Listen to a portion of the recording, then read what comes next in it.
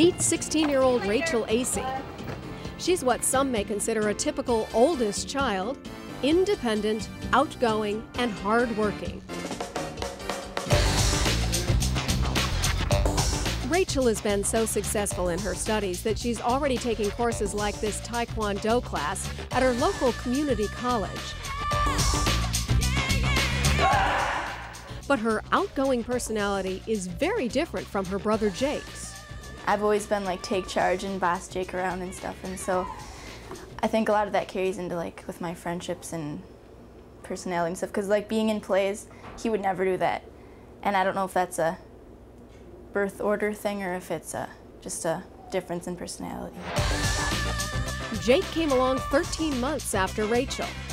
We knew we were going to be moving around a lot, but we didn't want to have an only child, at least, and so we wanted to have a second one right away.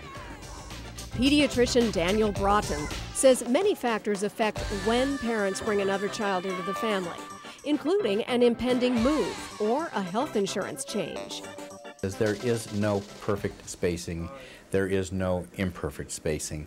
It's really more a matter of families deciding what they want, when they want a second child. Sometimes it doesn't have anything to do with when they want, but when they happen to become pregnant with the second child. When Jake was 3.5, then we had Rebecca.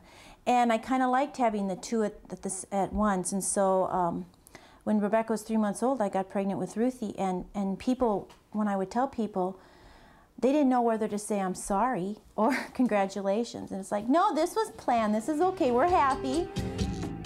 Ruth was born early, so for 3 weeks out of the year, she and Rebecca are the same age.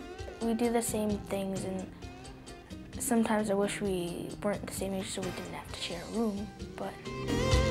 Regardless of how close in age your children are, or how large your family is, it's still important to give each child individual attention, which may be a challenge with so many kids around. Though the Aceys chose to have a big family, pediatricians say children don't need siblings to be happy. People say only children are going to be neurotic and are going to be spoiled, and that's just not the case. Only children have the attention of their parents, and if it's good attention, then there's not a problem. Lisa Acey refers to her children in pairs. There's the kids, Rachel and Jake, the girls, Rebecca and Ruth, and the boys. So how many brothers and sisters do you have? Like 5, and they're like, oh my gosh. Rachel, Jacob, Rebecca, Ruth, Joseph, and John. The boys swimming in this sea of fall foliage are 7-year-old Joseph and 3-year-old John. No, Lisa and Lee didn't stop at 4 children. They have 6. The baby of the family, John, is Joe's favorite. Because everybody else is mean to me. Joe doesn't sound like he likes being a middle child, but Ruth says the best part about being in the middle is she's always got someone to talk to.